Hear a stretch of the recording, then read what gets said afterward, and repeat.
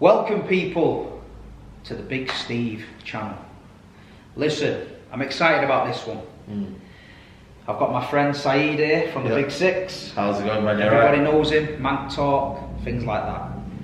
But what we don't know about Syed is how it all started. A lot of you guys know my story. I've had a season ticket since '89, Main Road, the dark days. I like to tell you all about that when I'm feeling sorry for myself. And you know, it works because everyone does feel sorry for me. But what I want to find out is, not many people know this, but Syed, you live in Rusholme. Rusholme, yeah. And born and bred. Anybody out there, Rusholme is a part of Manchester which is literally blue. Blue, yeah. It's blue. It's a stone throw from Main Road. All Syed's family are blues. Yeah.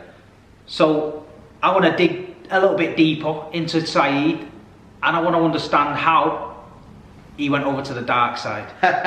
You know what I mean? Yeah. So, you know, you let me know, how does a lad from Rusholme with a family full of blues, man, end up supporting Man United? I think the saving grace of me, I think next of my older brother, big up Lamps, it was him, and I think the feeling of, I think my uncle at the time, who had the only skybox at that time in Rusholme, in Manchester. So basically, if it weren't for him not having a skybox, I could have been in blue. Like honestly, I'm not even kidding you, because obviously, you know what I mean, back in them days, you know what I mean, it was watch it on Sky, you know what I mean, if not, you'd have to watch it on a match of the day. And everyone would gather there, and it'd be like watching United and whatnot, and then it's like, my older brother Bruno, he's a lifelong blue, been to Main Road, everything. Big Bruno. Yeah, exactly. Lifelong blue. He was trying to get me in there, but my other brother, Lamps, he was like, nah man, United. He was like telling me about it and this and that. And this was like early 2000s, I would say 2001, 2000. I was probably about 7 at the time. So you just won the treble? You won the treble. I don't remember the treble, but I heard about it. My brother was telling me, and my uncle was telling me, and like, you know, the buzz around it. You kind of like, you know, so you just got promoted from, you know, the playoffs 99 at Gillingham. Exactly, Gillingham. And it was at that time where I proper was into it. And I remember I was in primary school, I'd been the United top in. You know when they say like, you school, like non-uniform yeah. I remember United top in. Full gear. Shin pads. I mean? Yeah, exactly. Yeah. Literally the whole lot. I bring it in. And then, I remember just like, at that time, mate, Rusholme was just all blue. Main Road, honestly, like I said to you. Yeah, I know where you live, and Main Road's just there. A couple of blocks away, I could hear it every time. And sometimes, you know what I mean, you could hear the away fans singing, because of the day, City were just terrible. People were going home at half time, there'd be carnage on your doorstep. There's a few times you were sat in the living room, your brother's gone to the game, half time, doors flew open. Oh, mate, your kids come back in, you're like, what's going on? Bristol Rovers are smoking. Yeah, you know what? That's what he used to tell me.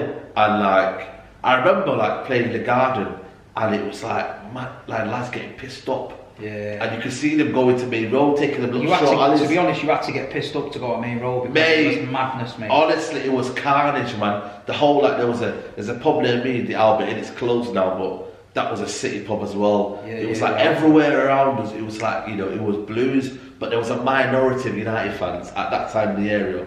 And I think my uncle led like an army. He was like, we're United fans now.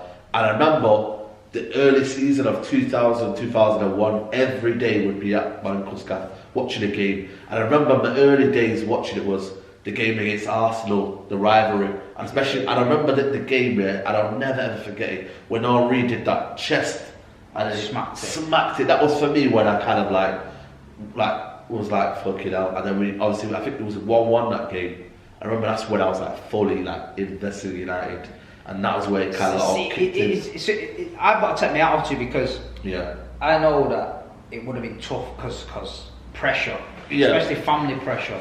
Mate. I mean, I'm from Moston, and we was a minority. United was winning these, signing all the best players, winning all the trophies, and I used to just sort of like look from the outside in and think, you know what, are we ever going to be like that? And I'll be honest, when you're a kid, the only thing you have to think about in life is getting out of bed and what your mum's making for your tea. Yeah, of course. So football is the most important thing in your life. So I remember going into school, and then some people say on the Big Six, oh, Fergie ruined Steve's childhood. He did ruin my childhood. Yeah, he did. I could come in school every day, and bear in mind, I say this a lot, when you live in Manchester, it's every day. Mate, every day. It's the milkman.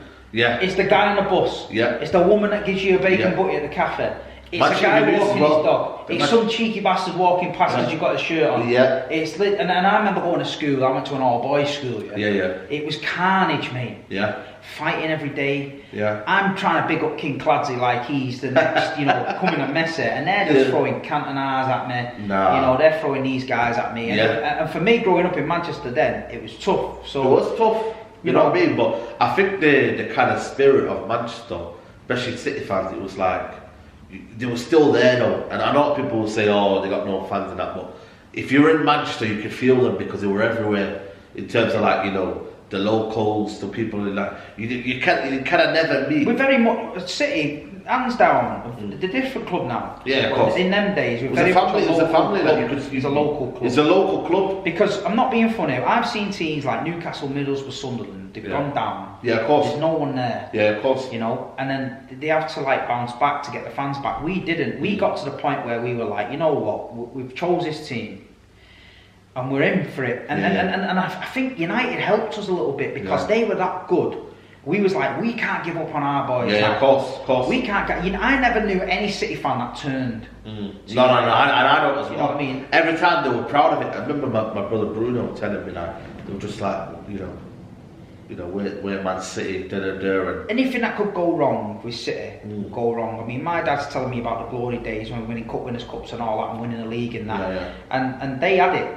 But we never did, and I used to have a couple of times that you got upset and it'd be like to me dad thinking, why the fuck have you taken me to Main Road, man? Yeah. But when it gets you and you can't. I just remember the first time I went, and I remember going up the steps and going in there, and I was just like, wow. And then people say, they're all cliche, oh, you see the lights and all that, but I genuinely came away and I thought, this is me, this. He got me a scarf and that. And then I just was die-hard blue then. So everyone that knows me in Manchester, all the City fans, I've done my craft with it.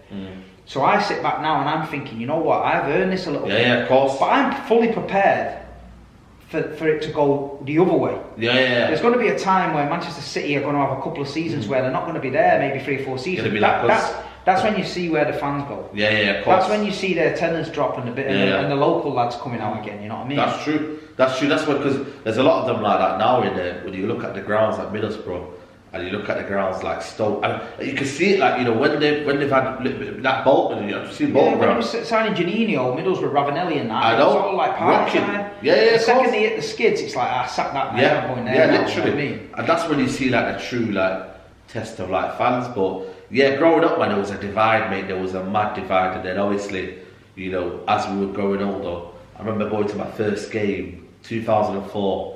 Guess when Wayne Rooney hat-trick. Fenerbahce.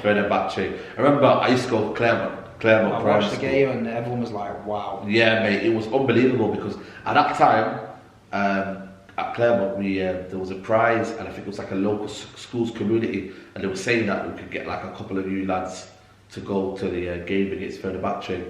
I remember it was a little raffle. I remember going to my teacher, oh, please can I get it? He said, no, it's a raffle, And I remember getting the tickets and I couldn't believe it, mate. Old Trafford, first game, Wayne Rooney. You reckon he rigged the raffle for you? Listen, I don't know what I did, mate. I'd have probably done that, If I'd seen a kid in my class and I thought, he's a red and he properly wants to go, I'd have probably rigged the raffle, Yeah, man, I was there, mate. Every night I'd be there saying, teacher, I'll do some more homework, Listen, I was in there, mate, because I wanted to experience what it'd be like Old Trafford. And I'm glad I went young early because if I didn't, I reckon... How old was you then? Hey? How old was you then? I reckon I was probably I was just last year primary school, probably about 11. Yeah, 11. Yeah, 11, yeah. So it's the right time, innit? Literally the right time for me to go, because if I'd have just kept it a bit longer, I'm telling you what, mate, I would have been swayed. Because you know what it's like, innit? You're feeling around, you're going home, it's like, everyone's talking about City. It's only me and my brother in the corner. And you can go to the game, it's there. It's right there. That's what I mean. It was round the corner, Old Trafford. It was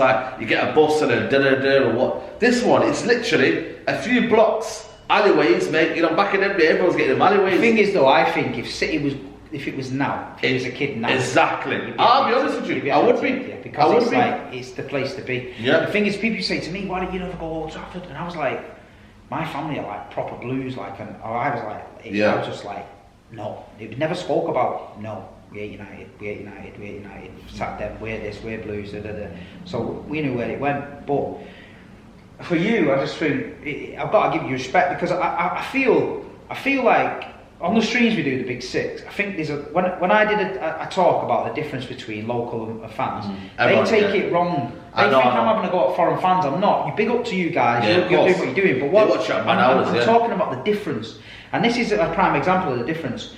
I see a lot of hate coming towards you on the Big Six show saying, why doesn't Syed represent us, a Man United fan? But what they've got to understand is, Manchester United were walking tall in this city for 20 years. 20 years, mate. And they were bouncing. Mate, and we were getting stamped on all over, I remember. So the tides have changed now. Yeah, so every day, them people you were giving shit to, you in school and that, you see them regularly. Yeah, I see them now. And I avoid them now. All the time, yeah, of course. So if you bounced on our stream and started going on about Man United, the treble and all that, you'd get the Manchester City boys, the local guys that you know would rip you apart. I know, easily. And then the Reds that go to the game would be like, what are you talking about, Syed? You can't go on there and talk about the treble, mate. You sound like a scouser. Yeah, of course. So I just thought I need to bring it up so people put into context. Absolutely.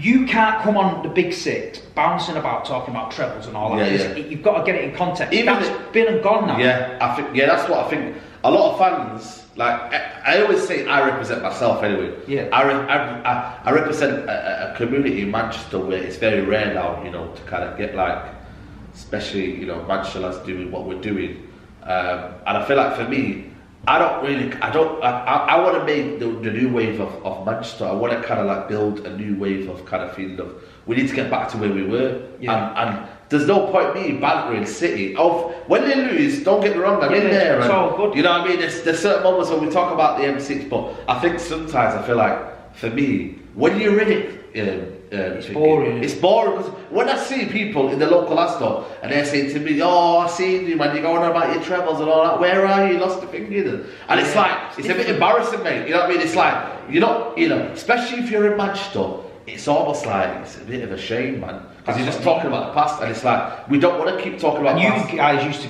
give it Liverpool for talking about. Yeah, of course, exactly. Or the History Channel, all they talk about is history and that. But then United now, a lot of the fans are like, if I say anything to them, it's like, yeah, but where's your Champions League and where's your treble and where's this? And it's like, come on, man, come on, allow it. You know what I mean? We've come from nowhere. When the Champions League was coming in, best believe everyone was giving Banter, but it's like the reality kicks in for me, and maybe it's the fact that I understand where the people that are not in Manchester or not from the you know, they can't go to the games. Well, that's not their fault. It doesn't make them less of a fan. But for me, they need to get it into context. They can't become. Listen, I'd like to sit on here and say I love you getting shit on the Big Six. Yeah, of course. I love him getting shit on the Big Six when it's in context. But what I'm not going to do is look at some of the comments and think Syed should be representing us this way. Yeah. There's nobody better. Let me just tell you that there's nobody better to represent Man United. I don't care what you say. Than him, because I can sit here and talk football with him for hours, and he knows his stuff about Man United, and he's representing Man United in the way he wants to, and that's his own right. So I think as well, that's the key thing there. He says, Steve, I'm representing the way I want to. I'm not representing the way where it's like that super positive fan who believes in everything. And don't get me wrong, you can believe in the manager, you can believe what we're doing, but I have seen it a lot, you know what I mean? Like, I'm living and breathing it, you know what I mean? I'm there. It's tiring, man. And it's tiring, man, you know what I mean? Like, a lot of people don't realise it, you know, like... Let me tell you, right, this guy, when he walks around Russia, he's like a celebrity, right? So when I'm telling you he's getting it, he's getting it. He goes outside Old Trafford, he's getting it. It's everywhere. Constant for this guy every day. So if I ask him to bring a certain level of energy, sometimes you just think, United have kicked me in the balls. Of course, mate. And I'm the one that's in Manchester. And I'm the one that... I'm not getting me wrong, mate. I'm on the front line. Like, you know, I know they had a bus up on a tram, mate. You know? They don't understand they they're looking at me and thinking, you're one of us, mate, and why are you doing all this? But they don't understand They're putting you in a bracket of the other guys. There you go then, you know what I mean? YouTubers that don't go to the game, sat in the bedroom talking nonsense. There you go then. They need someone to vent their anger at. There you go. So you're there outside Old Exactly. Trafford, so they're just tarnishing you with that brush. Of course, and then I do get the opposite, and I do get love, and there was a couple of lads, you know, last night that were having to say, oh, Syed, you know, we miss you on the fan cams, we miss you, you give it the real large. I only give a perspective of, I'm a really, really passionate fan. For me, I don't do all this nonsense of analysing games where, you know, I'm not that kind of people. Everyone has their kind of like prerogative. People be like, oh, you know what, get this lad on here because he's a good speaker, he's articulate or not. For me, I think as a fan, right, A, you're emotional. B, it's reactionary, because at the end of the day, when you come out of the ground, you're pissed off, mate. You're pissed off, you've gone there, you've seen a load of shit. B, and the last one is, when I go into that game, I just say it how it is, because for me, there's no kind of like sentiment. Like yesterday, like the game against the Carabao Cup, right? Martial had a really, really bad game. I'm going to say it as it is, because at the end of the day, I expect Man United to be performing at a level where, you know, we need to be winning trophies, and I think, you know, certain demands of Man United, I think we're getting this judgment, or we're just kind of passing time, and but things take progress. I understand that, but there's a certain demand at Man United where I feel like standards never need to be dropped. Yeah, you can't be harping on all the time about being this big superstar club. Yeah. But then accept mediocre. There you go then, and that's what I feel like. You've got to stick to your values. Of course, and that's what I've done for me. And we accepted mediocre for years. Yeah, of course. We accepted it for years, and it was only my older generation, my dad and my granddad, that was like, Man City are better than this, man. You know what I mean? We need to be this, we need to be this. But what I want to ask you as well is, what was your thoughts on City growing up? Because I know we were a bit of a laughing stock, and every time we seemed to think we were getting somewhere, something would come and kick us back down. Exactly. But I mean, obviously, you're living in a household full of Blues, so you felt it, you've seen your kid and that. Did you go easy on him, thinking, our kid's in the mood, I'll leave him? Or did you think, you know what, I feel a little, I've met United fans that went, you know what, I felt a little bit sorry for City. And then I've seen some that was like, I wanted City to go out extinction. Lucky social media weren't there, I'll be honest with you. So you know what it was, all the banter was in the house, but we kept it in the house. So it was like sometimes you had that much banter, you can't remember them now, because it's like, it was like kept in the house, and it was like never ever. I remember us having, we got sponsored by IDOS. And IDOS ended up going bankrupt, I think we ended up with money. And the United fans used to say to me, do you know what IDOS stands for? I say, what? They say, 11 idiots dreaming of success. and you know now, look at that. City fans have got a sticker that they stick at Old Trafford and that, and it says, IDOS, 11 idiots dreaming of success. So that for us is like, it came round and bit him on my ass. The banner on the Stretford end used to wind me up as a kid. Of course. Because I used to think, 22 years, was it 22 36 years? It got to, I think, 34, 36, and then it was like, I remember Mancini coming in and saying, I'm going to take that banner down off the Stretford end, and then we won the cup and we took it down. But no, from it. So your point of view is, I mean, we had like Franny Lee takeover all the time. We all funny. You know the worst. I think the funniest bit as well was the Steve Pearce era. Stuart Pearce era, mate. Oh my God, mate, it was terrible. That was, I think, terrible. We scored 9 goals at home. Yeah, I know. Let me tell you about Stuart Pearce area. I had an afro. I had nice hair out here. I was engaged. All my life was going great. The start of that season. By the end of that season, I was bald. I had no dough. My bird had left. And I was just an alcoholic. Lucky hell. Because I was getting to the game at half time, and my mate was like, we're having a beer. I'd be like, and then we'd have like 8 beers. And then there's a song that's sitting, number 1 is calling bell, number 2 is calling bell, number 3. At half time one year, we sat there and drank beers, and by the end of the game we was up to something like number 249 was calling bell, because everybody just used to get hammered because the football was so terrible. We had Darius Vassell and Andy Cole up front. It was awful, kicking my Samba and that. I think that was a peak era where I think United fans were just giving City pure. He was rattling us. I remember you all coming to the we won the Football League again, down at the council house. At the council house. I remember just thinking, wow. Honestly, man, and that was a time where City were just like, They were struggling. Then you got Sven Jorgensen in that time. Like Faxing Shinawatra. Oh my god, mate! He was digging up the pitch, putting like pot elephants under the pitch. Yeah. He was buying players. We had no dough. Yeah. It was just like that. That for me, that was a joke, and I think all the City fans, honestly, mate, there was people going home early. My brother being coming home at half time. I said, "What are you doing?" He said, "Yeah, I've had enough of that, mate." Oh, it was you know what I mean? I've had enough of that, and he just kind of like sank in. He just felt like Man United at that time.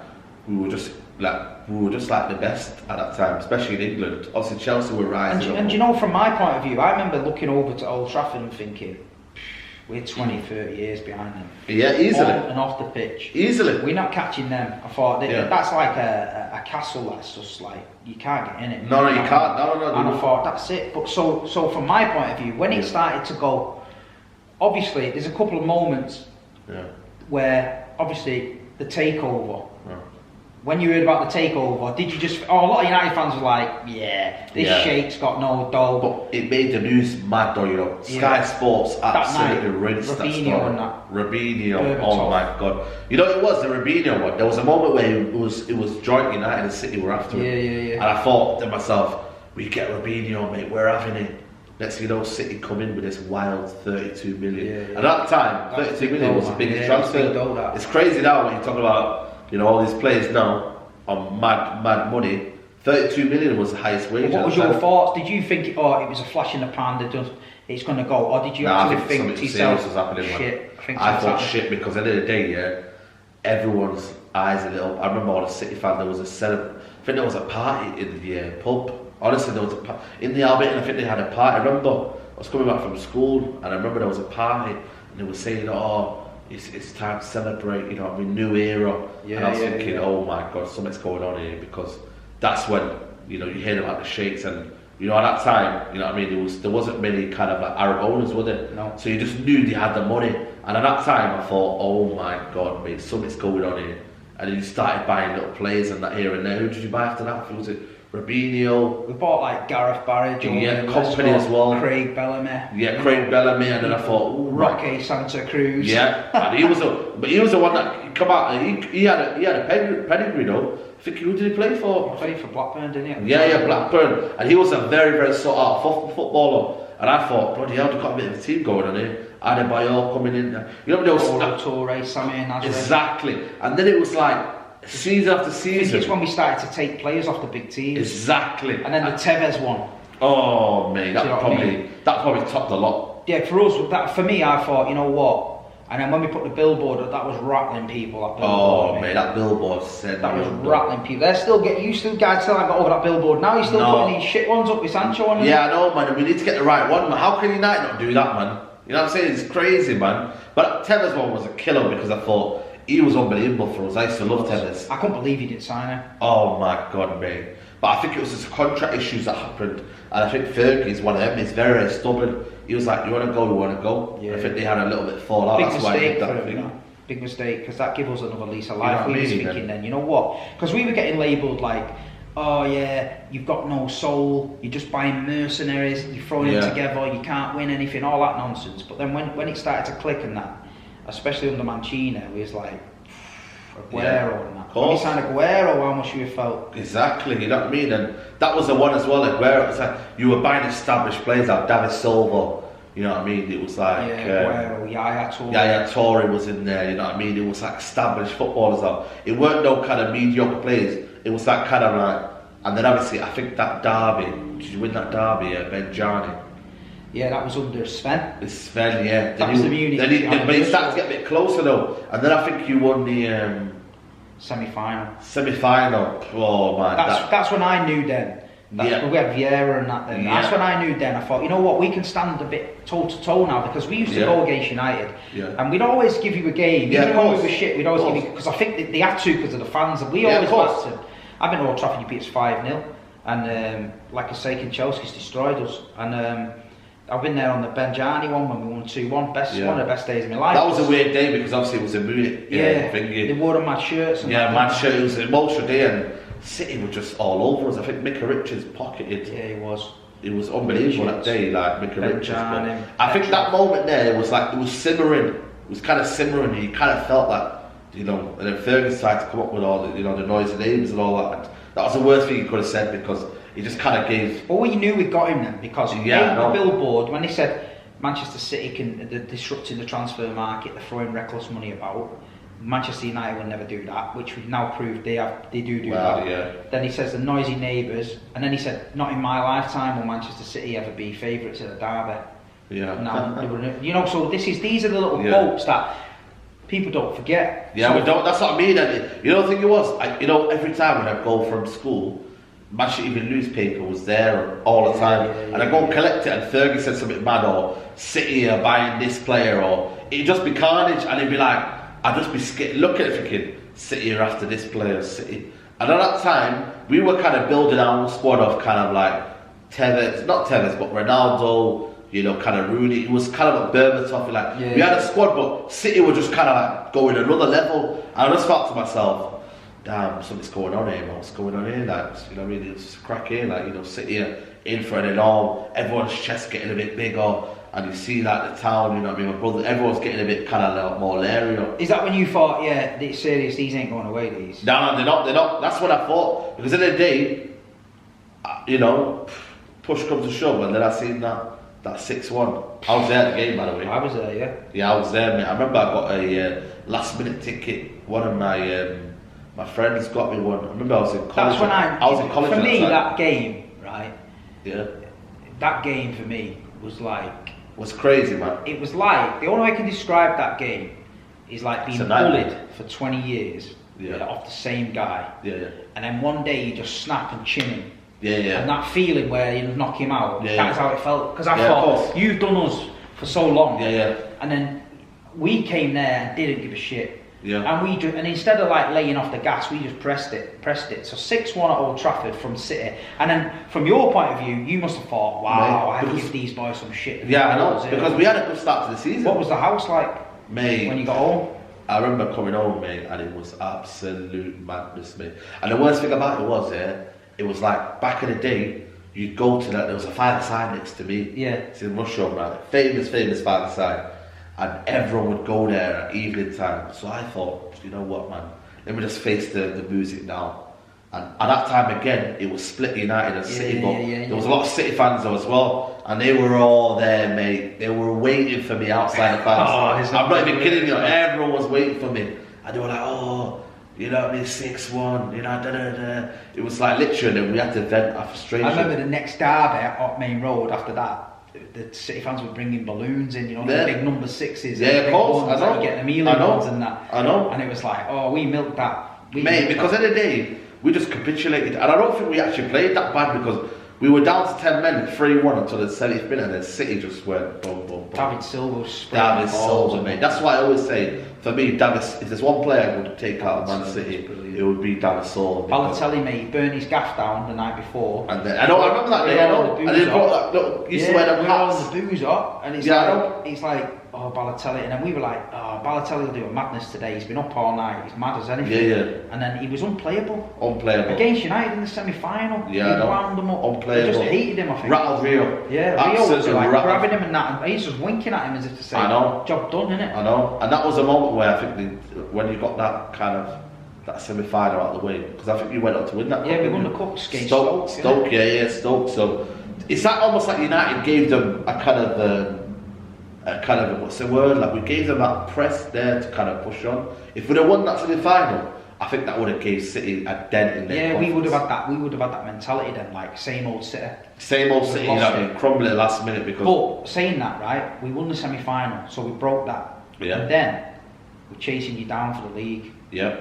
We've got QPR last game of the season to win. I'll never forget that. All we need to do is win that game, and we've won the Premier League. I'll never forget that time.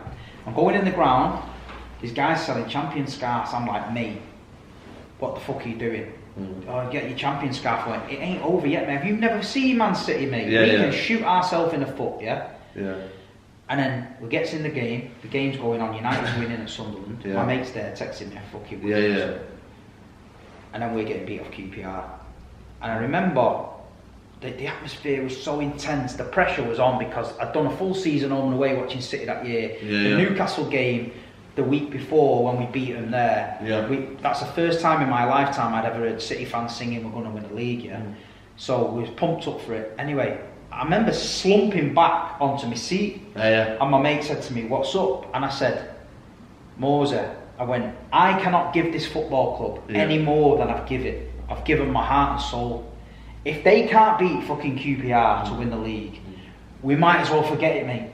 Forget it. And then, so we scored, Eddie Dzeko 2-2.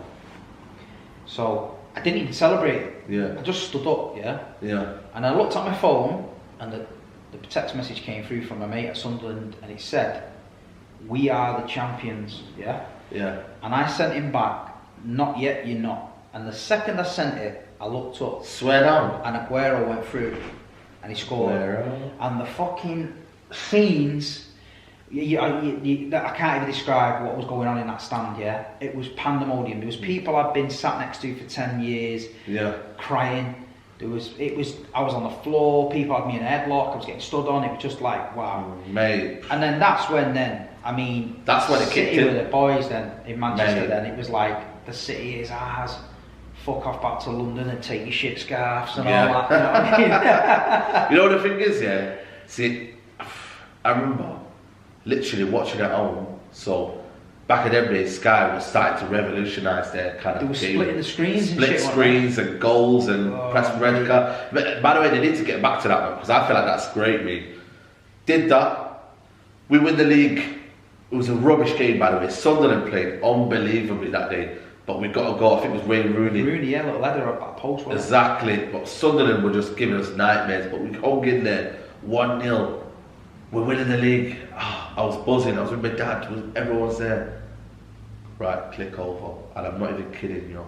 I clicked over that minute. Balotelli. Aguero. Into Aguero. And then I'm not even kidding, you know. I went down onto the floor. Honestly, I'll be real with you, man. I was nearly about to cry because at that point I thought we've won the league. And then City take it away. City winning the league as well. And City win the league on my doorstep. Yeah. And then I'm not even kidding you. There's a guy outside, shouting, I hear screaming. I went outside and the whole street. I was thinking, they come out, the pub round there, they're going mad. I was thinking, everyone in the gardens, weren't there? Everyone in the gardens. Oh man. And then after that, you see everyone coming out. About an hour later, everyone coming out beeping their cars. Everyone's out, you know what I mean? It's crazy. You know, I'm in town, apparently it was madness. And then I was in a fountain in Piccadilly Gardens in my underpants, just my duds. Fuck. Stripped off, fuck it. Wow. Everyone's like... You know what the thing is as well, with that is, I remember, who was it again? Yeah, I remember going again, back into the five-side again. I don't know why, I think it's just therapy down there. Because back in the day, it was just like, you kind of want to get out. I went there and everyone was looking for me. Yeah. Syed, where's Syed? Where is he? Where is he? That's what I mean, man. It's peak. And then after that, it was just a full week. These mates who I've known who give me absolute shit, I speak to them now, they go, I don't go to United anymore. I'm not really into football anymore. I think, wow, mate, you was on my neck every day at school, ready to do me in. Yeah. I said, and they just changed the tune. But this is what people don't understand. There's no other city, I think, in the world where the football pyramid just flipped. Yeah, of course. Do you know what I mean? Obviously, you got Chelsea and London doing what they're doing, but down here, we was like so far down. Yeah. There was, for a City fan, and I said it to Grizz, I say, look, I wouldn't swap my journey for yours. You've watched Liverpool and you've won everything in the 80s and that, but you've always been the best, or one of the best. You dropped out and you didn't win a league title, but you always won a few little cups here and there. Imagine being like, I always say it, the boys in blue from Division 2, because we thought we were finished. We thought we were gone. Yeah, that's what everyone thought. You know what I mean? And now, to the club where it's at now, it's fantastic. But like you say, for you guys as well, I feel like there's a lot of United fans that don't know how to take it. People can banter me, I've had it all my life, so I can take it on the chin. Yeah, but you guys are the creme de la creme. Yeah, we were. So it's tough. It's been tough since I feel you take it well, and that's what I feel like you take it well, and you can have a bit of humour with it. But but I feel like I take it well. You know what? I wouldn't take it well if I didn't. Was it in Manchester? I'll be honest with you, because I feel like I'd be more like, you know what I mean. Like, I feel like now I can go to an Arsenal and have therapy with it. with the local United fan. I can give that. You know what I mean? Like you can like you sink it in. Like it feels better. As well, I can go to the game, and I'm not even kidding you, right? When I go to the game last year, I struggled with the lockdown, and I was venting. I was like mad, yeah. But now when I go to the game, I come outside. It seems like I'm live. I'm a bit more calm. Yeah, I get that feeling as well. You know what I mean? Like you're a bit more calm. You're like, you know what? I enjoy it, man. Yeah, you enjoy it. You know what I mean? You can be being with your people, innit? Exactly, and I feel like that kind of like settles me down. But it's been a tough watch, man. Because if you're sat in lockdown and United get beat, you've got to go on a live show. Yeah. People are giving you shit and all that. And Mate, it's I not know. the same. But if you can come out like last night and you just had a little stroll around the ground, that's it. You probably talked to 50 fans, people. Yeah. What do you think about that fucking Solskjaer? That's down again. By the time you get on your tram home, you've got all that system. Exactly. Yeah. Apart from the little meltdown we had on the tram, I don't mean like it's like what it is. It's just like therapy, innit? And it's like knowing that you're gonna support the team no matter what. Listen, we're gonna be here no matter what. But it's like that kind of feeling of it just doesn't feel as much as worse as if I was at home. What was your feeling when Fergie left? Did you just think it was going to carry on, or did you think? No, it was man, I was gutted, man. I was gutted because I remember. He's a hard guy to replace, and it was in December. What was that? Yeah, guess where I was? I was in uni. I was in college. 2013. I think I might have been in college. Remember we went on a court. It was in a court because I was doing college, right? I was doing science and whatnot and chemistry, and there was a court, and I heard the news. Alex Ferguson, and he said he's leaving. I remember checking my phone, looking at everything. Twitter was a good thing. It wasn't now how toxic it is right now. Just checking football news and all that. I remember getting the news then, and everyone, my heart sank. I wasn't even in it. The teacher was telling me take notes and that. Listen, mate, this guy fucking getting done for fucking, doing some mad shit, mate. I was like, I couldn't care less, mate. I'm checking it. I was checking, and that whole day, mate, Sky Sports, everywhere, talking about it, and then just like, it was sad because that's all I ever knew. I grew up on Fergie. I never knew. But when he started coming out saying David Moyes is the one. Oh, but at that time, I'm not allowed to trust Fergie. Like, I trusted Fergie. I said that to a guy the other day. I went, if Pep come out at the end of his tenure, got on the mic and said, you need to trust Mikel Arteta. Yeah. We'd be like, yes. Yeah, of course. So I don't blame the United fans for that, because he's the greatest of all time, and he's telling you that, and he knows his onions, doesn't he? That's what I mean, and I feel like, at that time, I trusted David Moyes. I remember we called him the chosen one. The chosen one, yeah. We had a banner, chosen one at Stretford End, and we were buzzing. We were like, what, let's have it. I remember going into the pre-season game. I think Marouane Fellaini got the winner. I think it was something like that, and I think it was like the crowd were up for him. Like they were buzzing for him. Yeah. There's only one David Moyes. Then the airplanes started coming out with the banners on and that. And then not the chosen one. Yeah, exactly. And I remember. It was just going crazy, and obviously Andy Tate, shout out to Andy Tate, but you made that kind of famous line, and I feel like for me it was just never going to work. But when I look back in hindsight, did he get the right fair judgment? Because when you look at it, we had a very, very aged squad, and we decimated that season. We were 7th, slumped. Then we got to the quarterfinal Champions League, but it didn't really help us. But we just had a big form, and for what we were last year to champions. I just don't think he was the one. It wasn't probably not the right one. And then it's just been kind of like swap and change. Van Gaal came in. Everyone was buzzing because it was like, remember what he did in the World Cup, he did all this, he got to a semi-final. I feel like a lot of United fans were getting giddy like with the signings, like they signed Di Maria, and it was like, I know. We're gonna fucking do this. Yeah, I know. Signed Falcao, we've done Falcao, this. yes, the funny fact Falcao is, I remember going there on exam in the morning, 4 AM, and we signed him at 2 AM. I remember writing on Facebook, Falcao is a red. Because he was a good player at the time. Yeah, of course, unbelievable. They're getting a bit gassed up about it all. I think it's just a kind of feeling of, United were always back. It's like David Moyes were back, Van Gaal were back, Mourinho. We just wanted to catch up to where we were. I think United were desperate. United were desperate at that time because at the end of the day they wanted instant success. So we're throwing money at it. We were doing what we could do, but it just wasn't working. And obviously Mourinho came in, and we thought, right, we've got the winner. This is the special one. Pep Guardiola versus Mourinho. It's going to be unbelievable. never worked Part out. of the bus out every time. I know. It Trafford, wasn't, honestly, mate. I tell you bus. what, man. I've never seen Old Trafford as worse as Mourinho's time. And I get Ole Gunnar They were Solskjaer. knocking it about like Brazil. Mate, couldn't get the ball off us. Honestly, man, there was booze every time. There was empty seats. You know, people talk about City empty seats, man. There was empty seats at Old Trafford. People don't want to come. And I kept saying to the guy next to me, "You coming at this game?" I said, "I don't know, mate. I don't know." Yeah, that's what I mean. It's mad, that, isn't it? And I don't know, man. And he was making it toxic. And we won the Europa League final, and I get it. And we wondered, especially because at that time, obviously the Manchester bomb happened, and it was emotional. Even City fans would say, will it for Manchester and all that. Yeah. Manchester's always been like that. Yeah, we've always been together, and I feel like, but it was just not enough. I feel like nobody had that gratification from it. And then obviously he was sacked in December. I remember I was in my job actually, and I remember getting a thingy, a notification, and I went, Mourinho's sacked, and then I was like, all the staff were like, who's Mourinho? I was like, Mourinho's sacked, get in.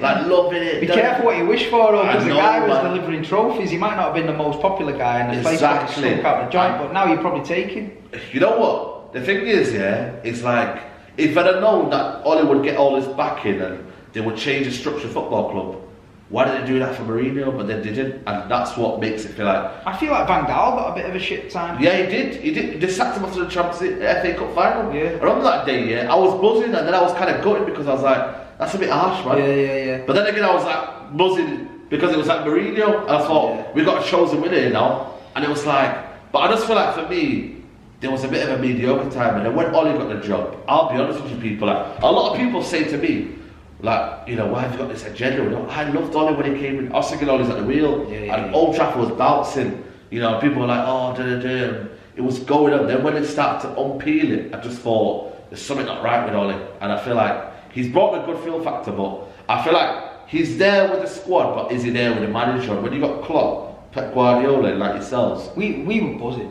Fans. No banter aside, we was like, fucking, I can't believe it, because from what I'm used to seeing at Man United, like I say, I say on the Big Six before, I've used to Man United being a certain way on and off the field, and over the last probably 6 or 7 years. It's been nothing short of a shambles.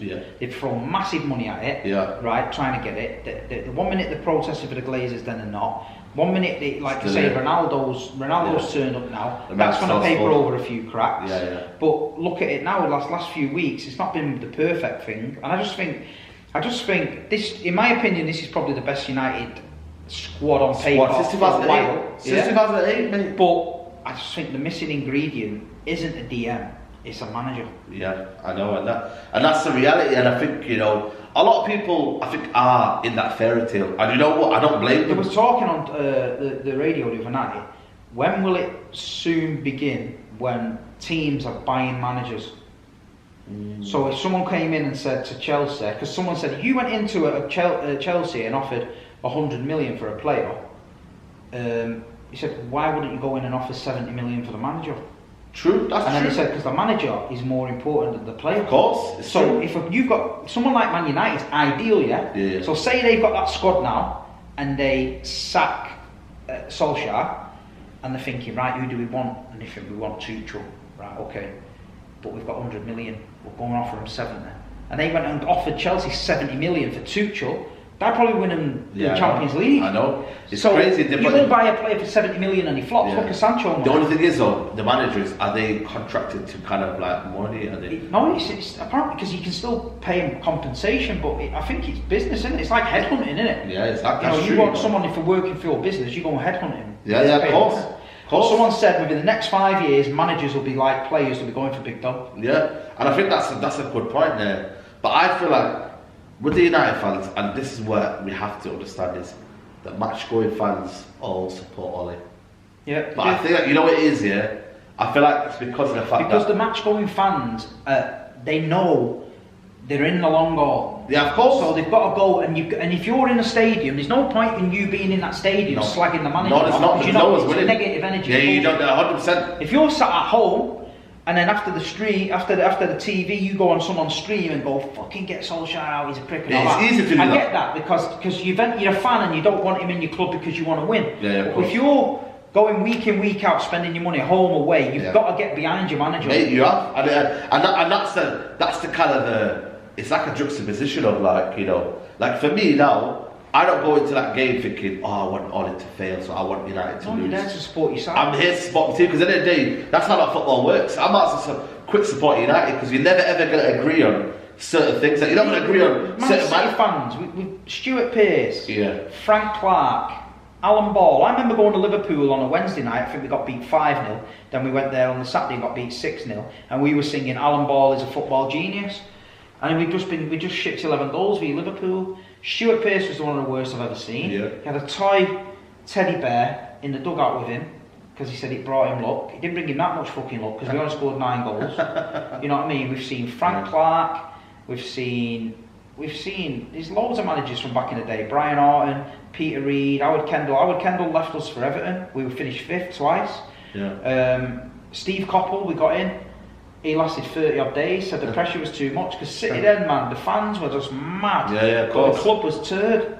And it's like, you know, you've got to back whoever you back. I remember going to away games thinking, fucking hell, man, I hope we get a draw, or I hope we get a point, or whatever, relegation. It's a sentiment though, isn't it? I think, you know what it is, yeah? United fans are just hoping that Ollie does it, and it's a legend that does it, and it would feel better. But I think sometimes it just, that, you know, we was in school, did every fairy tale ended, not everyone ended in a good one, you know what I mean? Like, not every single one ended in a good story. So maybe, like, it's I think when the penny drops, the penny will drop, but is it too late? Is it again your 1 year again starting back? The United fans, a lot of them are young, and they started supporting United when they were successful, and so it's hard to take. It's hard to take, but you've got to take it on the chin. Because when it comes back round again, which it will, that is when it tastes better, you know what I mean? Yeah, of course, and that's the whole like journey of a fan, you know what I mean? We're here for that moment, but you know what I mean, at the same time, it's like, you know, when you're in it and you see like City do well, and you know, you see it every year. I'm at home and I'm watching parades of City on the telly. I've watched you for 20 years. That's what I'm saying, and I'm watching it now. That's what I'm saying. And I'm seeing City Centre. I can't go into City Centre today. Someone's saying, oh, don't go to City Centre, or there's a parade on, or City are doing something in City Centre, or, you know, they're doing this and down here, or, like, you know, I'm having to watch the games and I'm seeing City smash this team up, and, you know what I mean? Like, it's definitely been a madness in Manchester over the last 20 years. Yeah, it's just definitely been mad. Been a shift, mate, honestly. From the early 2000s right until the early like, 10s, it was all United, and then after that it's been chaos, mate, from Man City. You know what I mean? And then obviously the one when Guardiola rejected us, that was a bit of blow, and it's like... So here's the question I'm going to ask you now. Yeah. Has the tables turned, and are you now the noisy neighbours?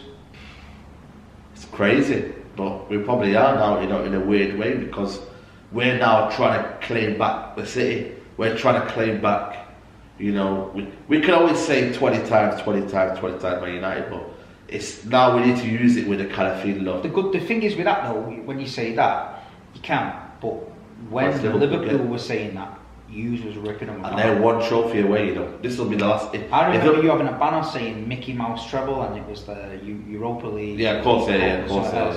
And then when Hughes was going for that treble, it was like, yeah, but it's still a thing, you know what I mean? So I see all this and I think, you know what? Yeah. It's tough times for United because they were so good, and the things that the United fans have seen, the treble and all that, fantastic, you know, league title, brilliant. 2008 Champions League, mate. I remember it was a school night and my dad was telling me go to bed. I said, no, mate, I'm not going to bed. No. And then I remember getting, you know, he was going mad at me and saying, no, I'm staying up. It's about 11 o'clock, and for anyone who was at school at that time, mate, 11 o'clock is unheard of me. I was in bed like 8, 9, you know. Yeah, get you knocked down. Yeah, exactly, but like, I was there that Champions League day, and then I was in that feeling of going back to school, buzzing, getting in me a newspaper, reading every single one of the 10 pages. Man. And that's what it was back in the day, and I love it. And I think the social media now, it's like, do I miss the fact that just being a fan was good, and you know what I mean, you kind of like, you know, you enjoyed it with the people around you more, or do you think that it's these people that are virtual fans? And I mean, I'm new to this YouTube game, and you know it's not really me, but